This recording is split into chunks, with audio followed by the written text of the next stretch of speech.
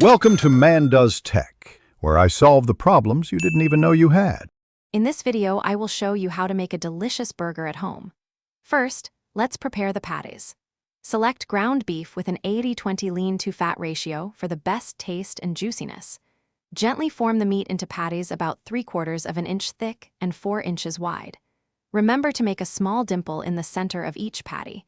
This simple trick helps prevent them from bulging in the middle while cooking, ensuring an even cook throughout. This foundational step is crucial for a perfect burger.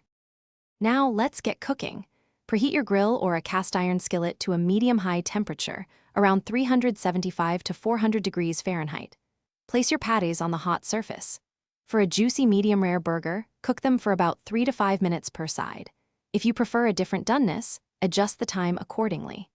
For an extra touch, add a slice of your favorite cheese during the last minute of cooking, allowing it to melt beautifully over the patty. With your patty cooked to perfection, it's time to assemble your masterpiece. First, lightly toast your burger buns. This adds a wonderful texture and prevents them from getting soggy.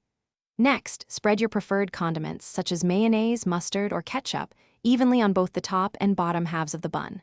Finally, layer on your fresh toppings. Crisp lettuce, ripe tomato slices, and thinly sliced red onion add a delightful crunch and burst of freshness to every bite. Congratulations, you've made a fantastic homemade burger. Now, it's time to serve and enjoy.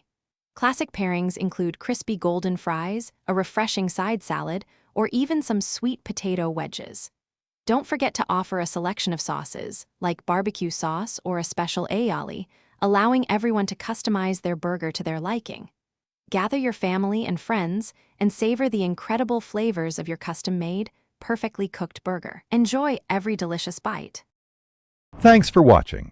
If you found this helpful, don't forget to like and subscribe.